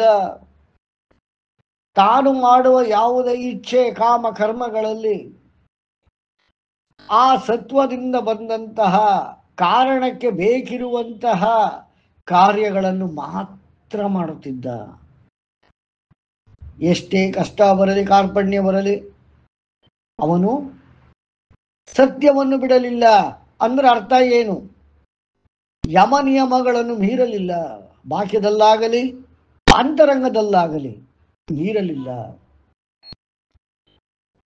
ಹಾಗಾಗಿ ಅವನು ಸತ್ಯ ಹರಿಶ್ಚಂದ್ರನಾದ. ಸ್ವತಂತ್ರವನ್ನು ಉಪಯೋಗಿಸಿ ರಾಕ್ಷಸರಾದವರಿದ್ದಾರೆ, ದೇವತೆಗಳಾದವರಿದ್ದಾರೆ, ಋಷಿಗಳಾದವರಿದ್ದಾರೆ, ಏನು ಬೇಕಾದವರಿದ್ದಾರೆ, ಒಳ್ಳೆಯದು ಕೆಡದು ಎಲ್ಲ ಆದವರಿದ್ದಾರೆ. ಆದರೆ ಅದರ ಉಪಯೋಗ ಯಮ ನಿಯಮಗಳನ್ನು ಮೀರಿದಾಗ ಆಗುವುದಿಲ್ಲ. ಅಥವಾ ಯಾವುದೇ ರಾಕ್ಷಸನಾಗಲಿ, ಯಾವುದೇ ದೇವತೆಯಾಗಲಿ, ಯಾವುದೇ ಮಾನವನಾಗಲಿ, ಯಾವುದೇ ಋಷಿಯಾಗಲಿ, ಇವತ್ತು ಕೂಡ ಯಾವುದೇ ಮಾನವನಾಗಲಿ, ಯಾರೇ ಆಗಲಿ, ಹಿಂದೆ ಆಗಲಿ, ಹಿಂದಾಗಲಿ, ಮುಂದಾಗಲಿ, ಅವರು ತಮ್ಮ ಇಚ್ಛೆಯನ್ನು ಪೂರೈಸಿಕೊಳ್ಳಬೇಕಾದ್ದು ಸ್ವತಂತ್ರದಿಂದ ಮಾತ್ರ. ಅಂದ್ರೆ ಯಮ ಮತ್ತು ನಿಯಮಗಳು ಇಂದ ಮಾತ್ರ ನಮಗೆ ನಮ್ಮ ಇಚ್ಛೆಯ ಸಿದ್ಧಿ. ಅದುಳಿದ ಮತ್ಯಾವ ಕಲ್ಪನೆಯಿಂದ ಆಗುವುದಿಲ್ಲ. ಅಂದ್ರೆ ಯಮ ನಿಯಮ ಅಂದ್ರೆ ಏನಾಯ್ತು ಅಂತ ಯಾರಾದ್ರೂ ಹೇಳ್ತೀರಾ? ಇಷ್ಟೆಲ್ಲ ಹೇಳಿದ್ನಲ್ಲ, ಈಗ ಯಮ ಮತ್ತೆ ನಿಯಮ ಅಂದ್ರೆ ಏನರ್ಥ ಆಯ್ತು ನಿಮಗೆ? ಯಮ ನಿಯಮ ಅಂತನ್ನೋದು ಕಂಟ್ರೋಲ್ಸ್. ಹೀಗೆ ಹೋದರೆ ಮಾತ್ರ ಅದು ಸಿಗುವುದು, ಹೀಗಿದ್ದರೆ ಮಾತ್ರ ಅದು ಸಿಗುವುದು. ಅಂದ್ರೆ ಬಾಹ್ಯದಲ್ಲಿ ನಿಯಮಗಳನ್ನು ಅನುಸರಿಸಿದಾಗ ಅದಕ್ಕೆ ಸರಿಯಾದ ಉದ್ದೇಶವನ್ನು, ಅಂದ್ರೆ ಯಮವನ್ನು ಮೀರದಂತೆ ನಾವು ನಡೆದುಕೊಂಡಾಗ ಮಾತ್ರ ಸಿದ್ಧಿ.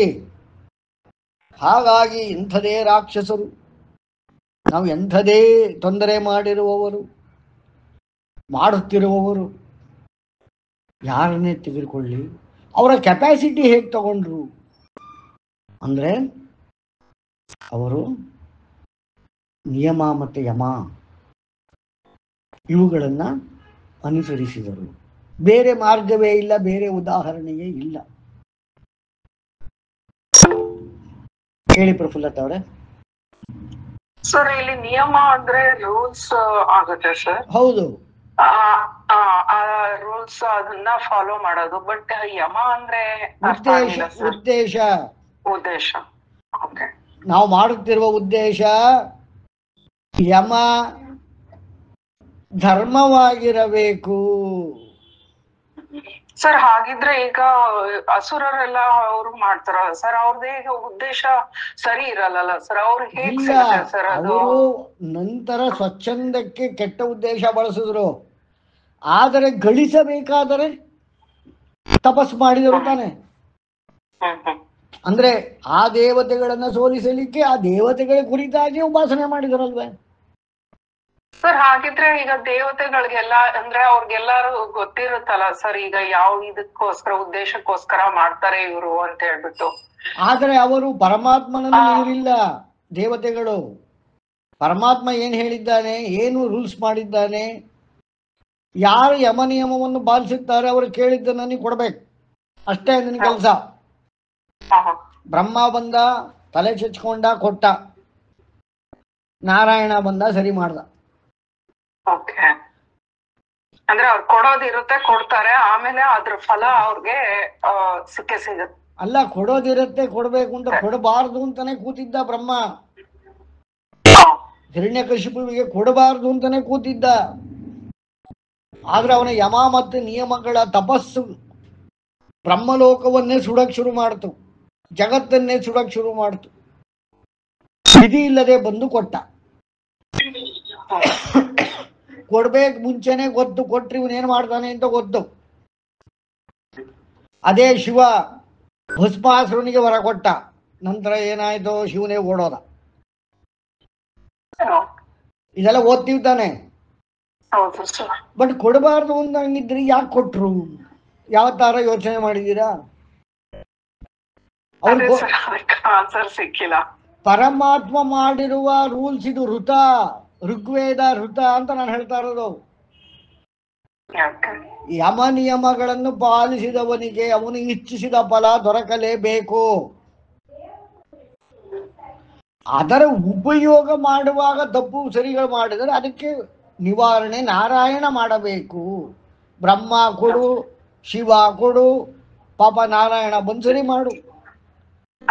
ಅದಕ್ಕೆ ಅವತಾರಗಳು ವಿಷ್ಣು ಎತ್ತನೇ ಇರ್ತಾನಲ್ವೇ. ಈಗಿನ ಪರಿಸ್ಥಿತಿಗೂ ನಾವು ಕಲ್ಕಿ ಬರ್ತಾನೆ ಬರ್ತಾನೆ ಬರ್ತಾನೆ ಅಂತ ಯಾರನ್ನ ಇದನ್ನು ನೋಡ್ತಾ ಇದೀವಿ? ಈಗ ಈ ಪ್ರಪಂಚವನ್ನು ಸರಿ ಮಾಡಬೇಕು ಅಂತ ನಾವು ಯಾರನ್ನ ಎದುರು ನೋಡ್ತಾ ಇದ್ದೀವಿ, ಯಾರನ್ನ ಕೇಳ್ಕೊತಾ ಇದ್ದೀವಿ? ಆ ಜವಾಬ್ದಾರಿ ಪರಮಾತ್ಮನ್ ಕೇಳ್ತಾ ಇಲ್ಲ, ವಿಷ್ಣುವನ್ನ ಕೇಳ್ತಾ ಇದ್ದೇವೆ ಅಲ್ವೇ?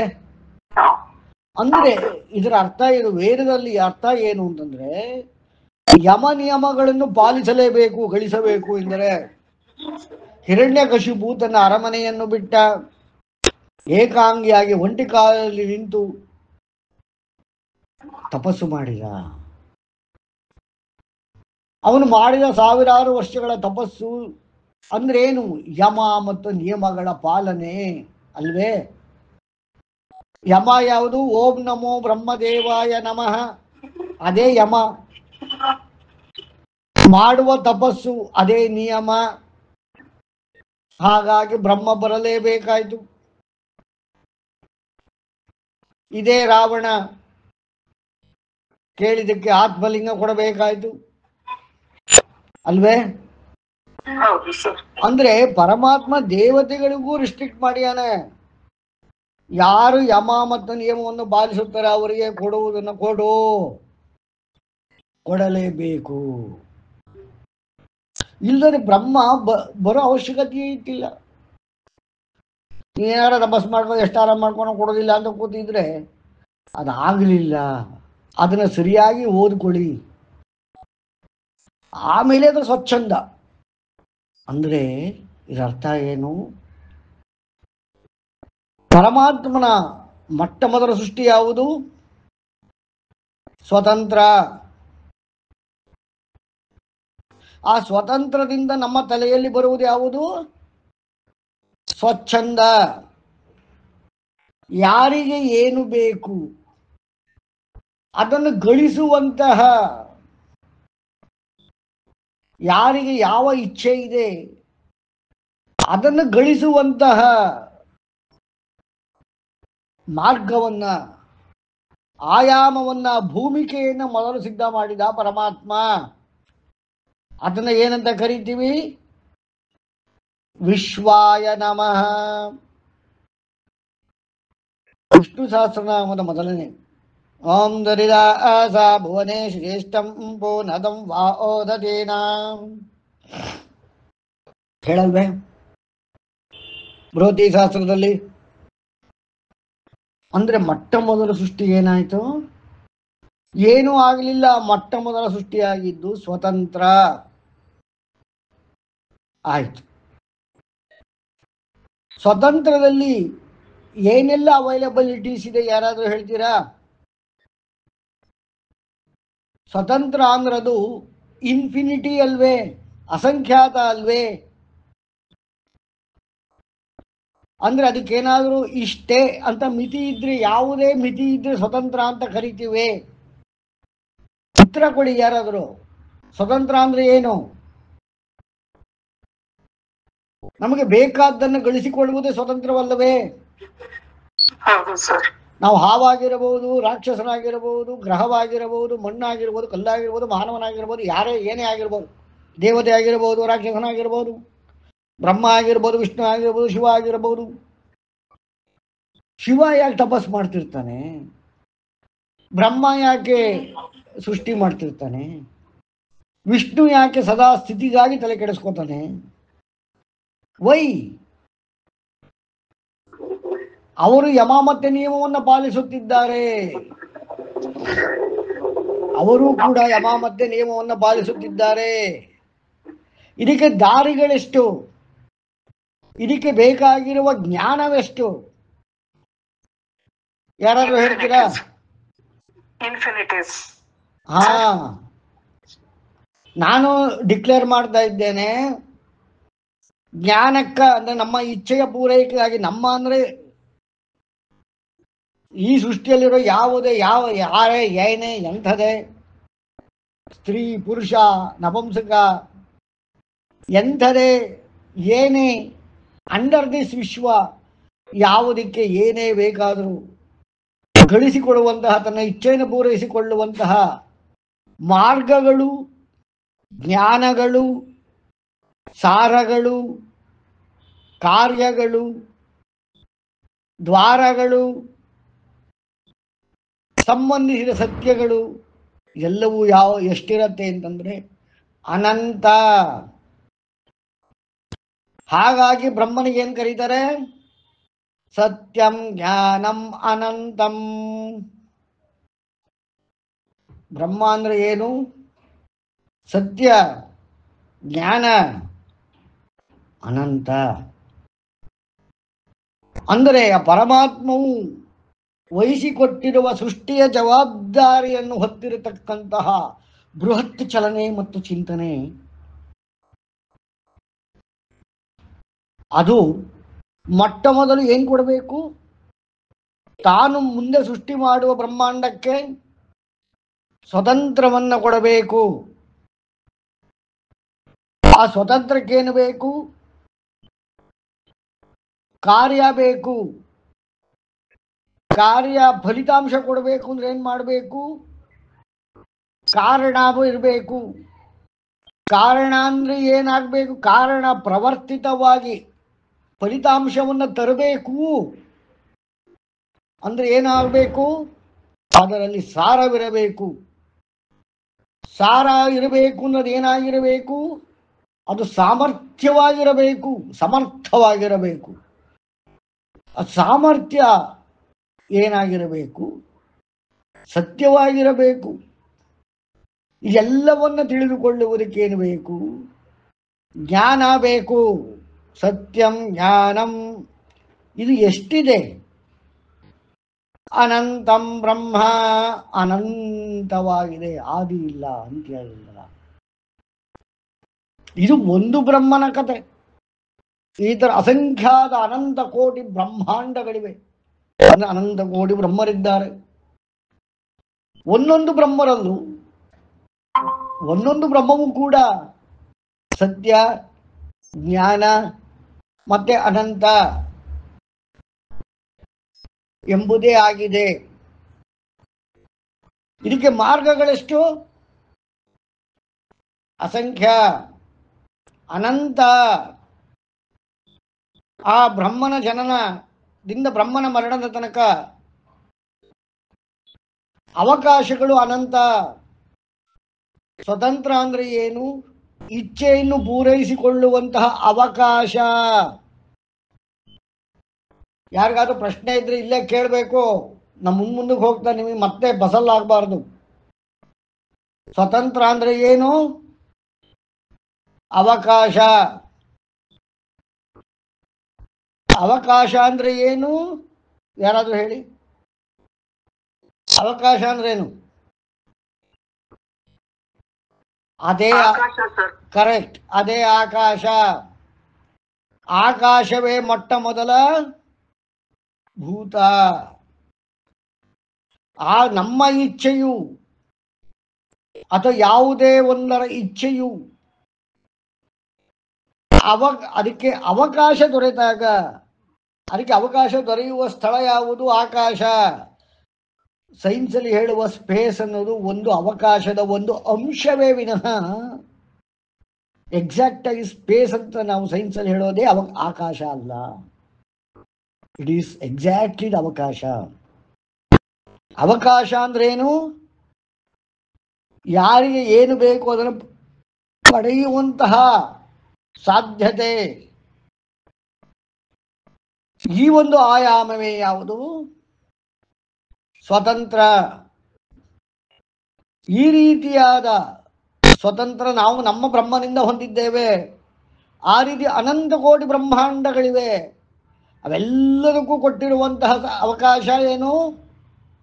ಅದು ಸೇರಿದಾಗ ವಿಶ್ವ. ಅರ್ಥ ಆಯ್ತಾ?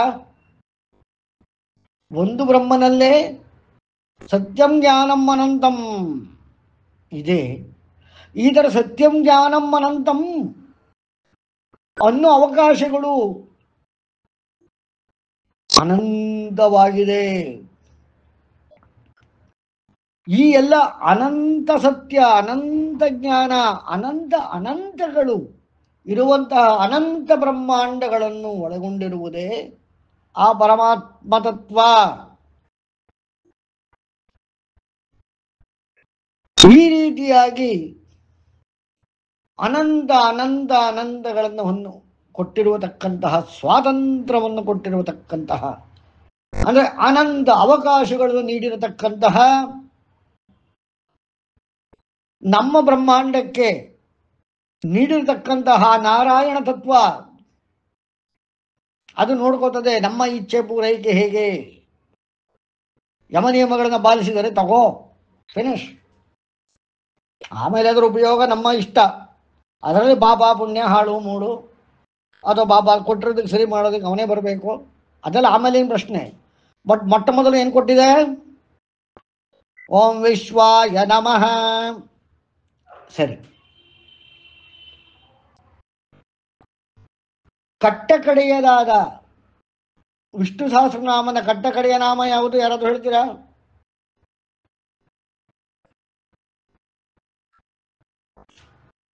ಸರ್ವಪ್ರಹರಣಾಯುಧಾಯ ನಮಃ.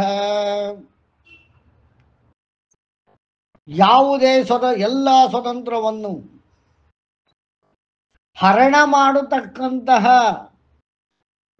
ಆಯುಧವನ್ನು ಹೊಂದಿರತಕ್ಕಂಥವನು. ಸೋ ಬ್ಯೂಟಿಫುಲ್ ಅಲ್ವಾ?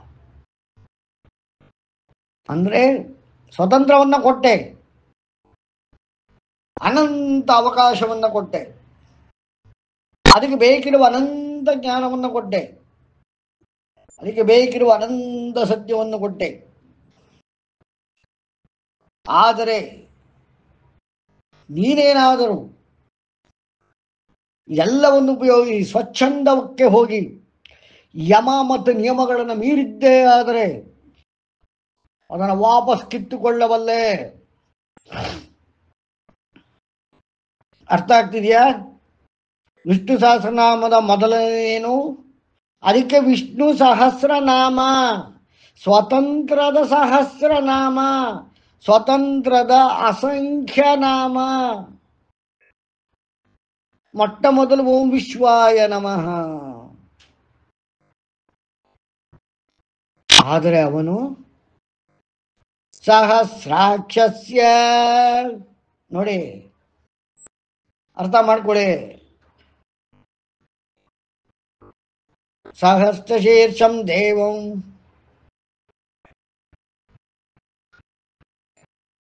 ಪುರುಷ ಸೂಕ್ತದಲ್ಲಿ ಓದಿದಿರಿ. ಇಲ್ಲಿ ಮೊಟ್ಟ ಮೊದಲೇ ಗಾಯತ್ರಿ ಏನಿದೆ? ಪುರುಷಸ್ಯ ವಿದ್ಮ ಸಹಸ್ರಾಕ್ಷಸ್ಯ. ಸಹಸ್ರಾಕ್ಷಸ್ಯ ಏನಂದ್ರೆ ಅಸಂಖ್ಯಾತ ಕಣ್ಣುಗಳನ್ನು ಉಳ್ಳುವಂತಹ, ಅನಂತ ಕಣ್ಣುಗಳನ್ನು ಉಳ್ಳುವಂತಹ.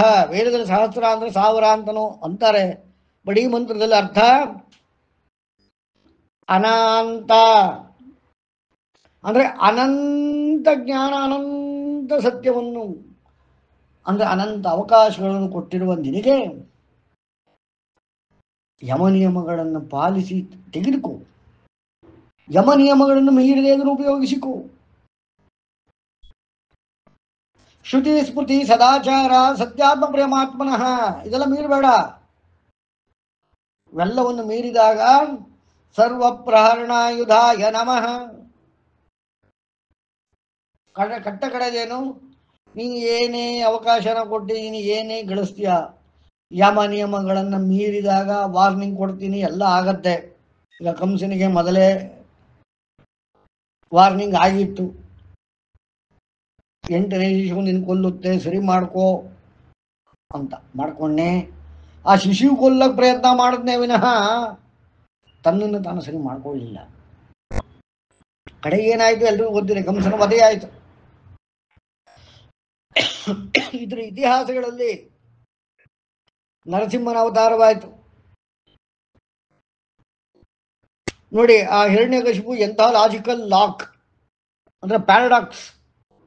ಮನೆ ಹೊರಗಾಗಲಿ ಒಳಗಾಗಲಿ, ಹಗಲಲ್ಲಾಗಲಿ ರಾತ್ರಿಯಲ್ಲಾಗಲಿ, ನೀನು ಹುಟ್ಟಿರತಕ್ಕಂಥ ಯಾವುದೇ ಜೀವಿಯಿಂದಾಗಲಿ, ಅಸ್ತ್ರಗಳಿಂದಾಗಲಿ ಶಸ್ತ್ರಗಳಿಂದಾಗಲಿ, ಹಗಲಲ್ಲ ರಾತ್ರಿಯಲ್ಲಾಗಲಿ ಎಲ್ಲೂ ನನಗೆ ಮರಣಬಾರದು ಅನುಗ್ರಹಿಸು ದೇವ. ತಗೋ ಕೊಟ್ಟ. ಆದ್ರೆ ಅವನು ವಧೆ ಆಯ್ತಲ್ವೇ? ಅವನು ಯೋಚನೆ ಮಾಡಿದ್ನೆ, ನರಸಿಂಹ ಅವತಾರ ಬಂದು ಈ ರೀತಿ ಮಾಡ್ತಾನೆ. ಸಂಧ್ಯಾಕಾಲ, ಹಗಲಲ್ಲಾಗಲಿ ರಾತ್ರಿಯಲ್ಲಾಗಲಿ ಎರಡೂ ಅಲ್ಲ, ಸಂಧ್ಯಾಕಾಲ ಮನೆ ಒಳಗಾಗಲಿ ಹೊರಗಾಗಲಿ, ಅಲ್ಲ ಹೊಸ್ಲು ಮೇಲೆ, ಭೂಮಿಯಲ್ಲಾಗಲಿ ಆಕಾಶದಲ್ಲಾಗಲಿ, ಅವನ ತೊಡೆ ಮೇಲೆ, ಜೀವಗಳಿಂದಾಗಲಿ ನಿರ್ಜೀವಗಳಿಂದಾಗಲಿ, ನರಸಿಂಹನ ಉಗುರುಗಳಿಂದಾಯ್ತು. ನೀನು ಸೃಷ್ಟಿಸಿರತಕ್ಕಂಥ ಯಾವುದೇ ಜೀವಿಯಿಂದಾಗಲಿ, ನರಸಿಂಹನ ಬ್ರಹ್ಮ ಸೃಷ್ಟಿನೇ ಮಾಡಿದ್ದಿಲ್ಲ, ಇವನ್ ತಾನೇ ಆ ರೀತಿ ಒಂದು ಕಾಂಬಿನೇಷನ್ ಅಲ್ಲಿ ಬಂದ, ಆಯ್ತಲ್ಲ, ಮುಗೀತಲ್ಲ ಕತೆ. ಅಂದ್ರೆ ಯಮ ನಿಯಮಗಳನ್ನ ಪಾಲಿಸಿ ಅವರಿಗೆ ಕೊಟ್ಟಿರೋ ಸ್ವತಂತ್ರವನ್ನು ಉಪಯೋಗಿಸಿ ನಾವು ಏನೇ ಮಾಡಬಹುದು, ಮೆರಿಬಹುದು. ಸ್ವಚ್ಛಂದಕ್ಕೆ ಜಾರಿ ಯಮ ಮತ್ತು ನಿಯಮಗಳನ್ನು ನಾವು ಪಾಲಿಸದೆ ಬೇರೆ ಜೀವಿಗಳ ಆತ್ಮಗಳಿಗೆ ನೋವನ್ನುಂಟು ಮಾಡಿದ ಸದಾಚಾರವನ್ನು ಮೀರಿದಾಗ ಅವನನ್ನು ವಿನಾಶ ಮಾಡಲಿಕ್ಕೆ ಇದೇ ಸ್ವತಂತ್ರಕ್ಕೆ ಗೊತ್ತಿದೆ, ಪರಮಾತ್ಮನಿಗೆ ಗೊತ್ತಿದೆ. ಅಂದ್ರೆ ಅರ್ಥ ಏನು? ಆ ಸ್ವತಂತ್ರವನ್ನು ಕೊಟ್ಟಂತಹ ಪರಮಾತ್ಮನಿಗೆ ಅದನ್ನು ಹಿಂತೆಗೆದುಕೊಳ್ಳುವುದು ಗೊತ್ತಿದೆ. ಈ ಮೊಟ್ಟ ಮೊದಲ ನಾಮ ಮತ್ತೆ ಕಟ್ಟಕಡೆಯ ನಾಮದ ಮಧ್ಯದಲ್ಲಿ ಇರುವುದೇ ವಾಸ್ತವಿಕ ಜೀವನ. ಓಂ ವಿಷ್ಣುವೇ ಓಂ ವಿಶ್ವಾಯ ನಮಃ, ಅಲ್ಲಿಂದ ಓಂ ಸರ್ವ ಪ್ರಹರಣಾಯುಧಾಯ ನಮಃ, ಅದ್ರವರೆಗೆ ಮಧ್ಯದಲ್ಲಿರತಕ್ಕಂಥ 998 ನಾಮಗಳಲ್ಲಿ ನಮ್ಮ ಜೀವನ ಅಡಗಿದೆ. ಆ ಒಂದೊಂದು ಸ್ವತಂತ್ರವನ್ನು ಹೇಳ್ತಾ ಇದೆ, ಅವಕಾಶವನ್ನು ಹೇಳ್ತಾ ಇದೆ, ಅವಕಾಶದ ಉಪಯೋಗ ಹೇಗೆ ಅಂತ ಹೇಳ್ತಾ ಇದೆ. ಉಳಿದ 998 ನಾಮಗಳು. ಆದ್ರೆ ಅದೇ ಪರಮಾತ್ಮನಿಗೆ, ವಿಶ್ವವನ್ನು ಸೃಷ್ಟಿಸಿದ ಪರಮಾತ್ಮನಿಗೆ, ಸ್ವತಂತ್ರವನ್ನು ಸೃಷ್ಟಿಸಿದ ಪರಮಾತ್ಮನಿಗೆ, ಅವಕಾಶವನ್ನು ಕೊಟ್ಟ ಪರಮಾತ್ಮನಿಗೆ, ಇಚ್ಛೆಗಳೇ ಪೂರೈಸಿಕೊಳ್ಳೋದಕ್ಕಾಗಿ ಸತ್ಯಜ್ಞಾನವನ್ನು ಅನಂತ ರೂಪದಲ್ಲಿ ಕೊಟ್ಟಂತಹ ಪರಮಾತ್ಮನಿಗೆ ಒಂದೇ ಕ್ಷಣದಲ್ಲಿ ಕಿತ್ತುಕೊಳ್ಳುವ ಶಕ್ತಿಯೂ ಇದೆ, ಸಾಮರ್ಥ್ಯವೂ ಇದೆ. ಇದನ್ನ ಅರಿತ್ಕೋ ಅಂತ ಮೊದಲನೇ ಗಾಯತ್ರಿ ನಾರಾಯಣಂದು. ಆಂ ಪುರುಷಸ್ಯ ವಿದ್ಮ ಸಹಸ್ರಾಕ್ಷಸ್ಯ ಮಹಾದೇವಸ್ಯ ಧೀಮಹಿ ತನ್ನ ರುದ್ರ ಪ್ರಚೋದಯಾತ್. ಅಂದ್ರೇನು? ನಾವೀಗ ಇಚ್ಛೆ ಪೂರೈಸಿಕೊಳ್ಳುವಿಕೆಗಾಗಿ ಕಾರ್ಯವನ್ನು ಮಾಡಬೇಕು. ಕಾರ್ಯಕ್ಕಾಗಿ ಜ್ಞಾನ ಬೇಕು. ಆ ಸಾಮರ್ಥ್ಯದ ಸಂಪಾದನೆ ಬೇಕು. ಇದಕ್ಕೆ ಅನಾದಿಯಾದ ಅನಂತವಾದ ಜ್ಞಾನವನ್ನು ಇರತಕ್ಕಂತಹ ಆ ಮಹಾದೇವನಾದ ಸಹಸ್ರಾಕ್ಷಸ್ಯ ಅಸಂಖ್ಯಾತ ಕಣ್ಣುಗಳನ್ನು ಉಳ್ಳಂತಹ, ಅದರ ಅರ್ಥ ಏನು? ಸ್ವತಂತ್ರವನ್ನು ಕೊಟ್ಟು ನಮ್ಮನ್ನು ಒಬ್ಸರ್ವ್ ಮಾಡ್ತಾ ಇದ್ದಾನೆ ಅಂತ. ಕಣ್ಣಿಂದ ಕಣ್ಣಿದೆ ಅಂದ್ರೆ ಅವನಿಗೆ ನಮ್ಮ ಥರ ಕಣ್ಣಿದೆ ಅಂತಲ್ಲ. ಪರಮಾತ್ಮನಿಗೆ ಮಾನಿಟರಿಂಗ್ ಇದೆ, ಕಂಟ್ರೋಲ್ ಇದೆ. ಯಾವ ರೀತಿ? ಸ್ವತಂತ್ರವನ್ನು ಕೊಟ್ಟು ಸ್ವಚ್ಛಂದತೆಗಾಗಿ ಬಿಡಲಿಲ್ಲ. ಸ್ವತಂತ್ರದ ಇರುವುದು ಸ್ವತಂತ್ರಕ್ಕಾಗಿ ಮಾತ್ರ, ಸ್ವಚ್ಛಂದತೆಗಾಗಿ ಅಲ್ಲ. ಸ್ವಚ್ಛಂದತೆಯನ್ನು ಬಗ್ಗು ಬಡಿಯಲಿಕ್ಕಾಗಿ ಯಮನಿಯಮ ಎಂಬುದನ್ನು ಮಾಡಿಕೊಂಡಿದ್ದಾನೆ. ಅದರ ಪಾಲನೆ ಸರಿಯಾಗಿದೆಯೋ ಇಲ್ಲವೋ ಎನ್ನುವುದನ್ನು ಅವನು ಯಾರು ಯಾವುದೇ ರೂಪದಲ್ಲಿ ತಮ್ಮ ಇಚ್ಛೆಯನ್ನು ಪೂರೈಸಿಕೊಂಡರೋ ಅದರ ಮೇಲೆ ಕಣ್ಣಿಟ್ಟಿರ್ತಾನೆ. ಹಾಗಾಗಿ ಅವನು ಸಹಸ್ರಾಕ್ಷಸ್ಯ, ಮಂತ್ರದಲ್ಲಿ ಎಚ್ಚರಿಕೆ, ಪುರುಷಸ್ಯ ಎಲ್ಲ ಮಾಡಿಕೊಳ್ಳಿ ಸಾಮರ್ಥ್ಯವನ್ನು ಕೊಟ್ಟಿದ್ದಾನೆ. ಸಹಸ್ರಾಕ್ಷಸ್ಯ, ಆದರೆ ಅಬ್ಸರ್ವೇಷನ್ ಮಾಡ್ತಾ ಇದ್ದಾನೆ, ನೀನು ನೋಡ್ತಾ ಇದ್ದಾನೆ. ಅವನೇ ಮಹಾದೇವಸ್ಯ, ಇಂಥ ಪರಮಾತ್ಮ ನನ್ನನ್ನು ಪ್ರೇರೇಪಿಸು. ಧೀಮಹಿ ಅಂದ್ರೆ ನಿನ್ನ ನಾನು ಧ್ಯಾನ ಮಾಡ್ತೀನಿ. ಆ ಧ್ಯಾನದ ಮುಖಾಂತರ ನನಗೆ ಯಮ ನಿಯಮಗಳನ್ನು ಮೀರಿದ ಹಾಗೆ, ನಿನ್ನ ದೃಷ್ಟಿಯಲ್ಲಿ ನಾವು ಸುಟ್ಟು ಹೋಗದ ಹಾಗೆ, ಆದರೆ ನಮ್ಮ ಇಚ್ಛೆಯನ್ನು ಪೂರೈಸಿಕೊಳ್ಳುವ ಬಗೆಯನ್ನು ನಮಗೆ ತಿಳಿಸಿಕೊಡು. ಈ ಮಂತ್ರ ನಮಗೆ ನಾರಾಯಣ ಕೊಟ್ಟಿದೆ, ಅರಿತುಕೋ. ಈ ಮಂತ್ರನ ಉಪಾಸನೆ ಮಾಡಿ ನೀನು ಏನು ಬೇಕು ಅದಕ್ಕೆ ಯಾವ ದಾರಿ, ಮಾರ್ಗ, ಕಾರ್ಯ, ಸತ್ಯ ಎಲ್ಲದನ್ನು ಅರಿತುಕೋ. ಆದರೆ ಬಿ ಕೇರ್ಫುಲ್. ಸಹಸ್ರಾಕ್ಷಸ್ಯ ಮಹಾದೇವಸ್ಯ, ಅವನು ಯಾಕೆಂದ್ರೆ ಅವನು ಸಹಸ್ರ ಪ್ರಹರಣ ಆಯುಧವನ್ನು ಹಿಡಿದಿದ್ದಾನೆ. ವಿತ್ ಎಚ್ಚರಿಕೆ ನಮಗೆ ಅವೇರ್ನೆಸ್ ಕೊಡ್ತಾ ಇದೆ. ಮಕ್ಕಳಿಗೆ ಪಟಾಕಿ ಕೊಟ್ಟು ಬಿಟ್ಟು ಬಿಡಲ್ಲ ತಂದೆ ತಾಯಿಗಳು.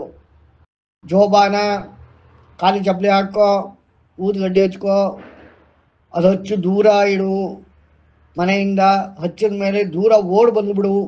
ಕಣ್ಣು ಜೋಪಾನ, ಮುಖ ಕೈಕಾಲು ಜೋಪಾನ, ಬೇರೆಯವ್ರ ಜೋಪಾನ, ಬೇರೆಯವ್ರಿಗೆ ಹಾನಿ ಆಗಬಾರದು. ಆ ಕಡೆ ಈ ಕಡೆ ವೆಹಿಕಲ್ ಬರ್ತಿದ್ಯಾ ನೋಡ್ಕೊ, ನೂರಾರು ಹೇಳ್ತೀವಲ್ವೇ. ಅಥವಾ ಮಕ್ಕಳನ್ನ ನಾವು ಆಚೆ ಕಳಿಸಿದಾಗ ಜೋಪಾನ, ನೀರಿಗೆ ಬಿಡ್ಬೇಕಾದ್ರೆ ಜೋಪಾನ, ಸ್ಕೂಲ್ಗೆ ಹೋಗ್ಬೇಕಾದ್ರೆ ಜೋಪಾನ. ಅಂದ್ರೆ ಏನರ್ಥ? ಅದೇ ಥರ ಇಲ್ಲಿ ನಾರಾಯಣ ಹೇಳ್ತೀಯಾನೆ ಜೋಪಾನ. ಯಾಕೆಂದ್ರೆ ಅವನು ಸಹಸ್ರಾಕ್ಷಸ್ಯ. ಅದೇ ನಾರಾಯಣ ಹೇಳ್ತೀಯಾನೆ ಮಹಾದೇವಸ್ಯ. ಈ ನಾರಾಯಣ ಹೇಳ್ತಾನೆ ಅವನು ಮಹಾದೇವ. ನಾವಿಲ್ಲಿ ನಾರಾಯಣನ್ ಮಹಾದೇವ ಅಂತಿಲ್ಲ, ನಾರಾಯಣ ಹೇಳ್ತಿರೋದು ಅವನು ಮಹಾದೇವ. ಅಂಥವನ್ನ ನಾವು ಹೊರತುಕೊಳ್ಳೋಣ. ಅವನು ನಮಗೆ ತನ್ನ ರುದ್ರ ಪ್ರಚೋದಯಾತ್. ರುದ್ರ ಏಕಾದಶ ರುದ್ರರು. ಸೋಮವಾರ ಮಾಡ್ತೀವಲ್ಲ, 11 ಜನ ರುದ್ರರು.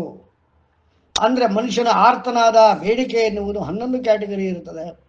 ಯಾವುದೇ ಬೇಡಿಕೆಯಾಗಲಿ ಅದನ್ನು ಈಡೇರಿಸುವವನು ರುದ್ರ. ಮಾರ್ಗ ಜ್ಞಾನವನ್ನು ಬ್ರಹ್ಮನಿಂದ ತಿಳ್ಕೊಂಡ್ರು ಈಡೇರಬೇಕಾಗಿರೋದು ರುದ್ರನಿಂದ. ಹಾಗಾಗಿ ರುದ್ರ ನಮಗೆ ಪ್ರಚೋದನೆ ಮಾಡಲಿ.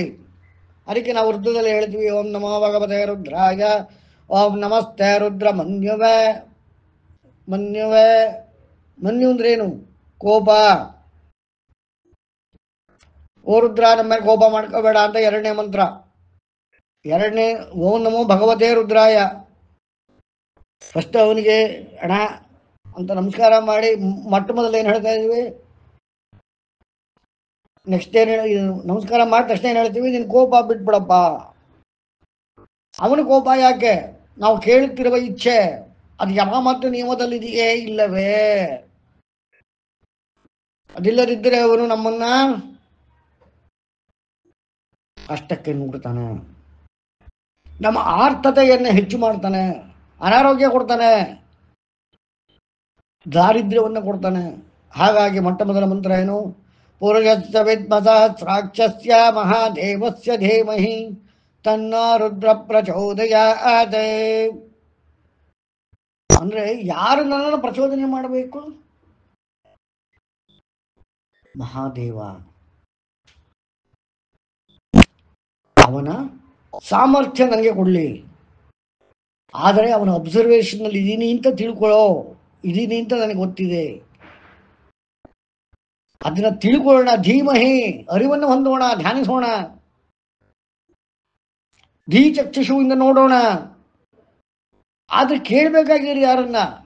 ನಮಗೆ ಕೊಡೋದು ಯಾರು? ರುದ್ರ. ಅದಕ್ಕೆ ತನ್ನ ರುದ್ರ ಪ್ರಚೋದಯಾತ್.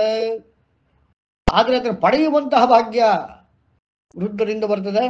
ಹಾಗಾಗಿ ರುದ್ರ ಕೊಡ್ಲಿ ಅಂತಂತ ಈ ಒಂದು ಮೊಟ್ಟ ಮೊದಲ ಗಾಯತ್ರಿ ಮಂತ್ರದ ಅರ್ಥ. ಯಾರಿಗಾದ್ರೂ ಪ್ರಶ್ನೆ ಇದ್ರೆ ಕೇಳಿ.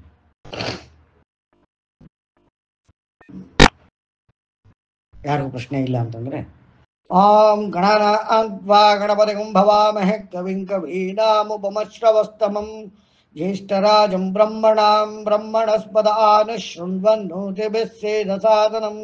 ಓಂ ಮಹಾಗಣಪತಯೇ ನಮಃ. ಓಂ ಪ್ರಣಾದೇವಿ ಸರಸ್ವತಿ ವಾಜೇಭಿರ್ವಾಜಿನೀವತಿ ಧೀನಾಮವಿತ್ರವತ್ ಆನಾದಿವಾವ್ರತ ಪರ್ವತಾದ ಸರಸ್ವತಿ ಯಜತಾ ಗಂತು ಯಜ್ಞಂ. ಓಂ ವಾಗ್ದೇವ್ಯೈ ನಮಃ. ಓಂ ಗುರುಬ್ರಹ್ಮ ಗುರುರ್ವಿಷ್ಣು ಗುರುದೇವೋ ಮಹೇಶ್ವರಃ ಗುರು ಸಾಕ್ಷಾತ್ ಪರಬ್ರಹ್ಮ ತಸ್ಮೈ ಶ್ರೀ ಗುರವೇ ನಮಃ.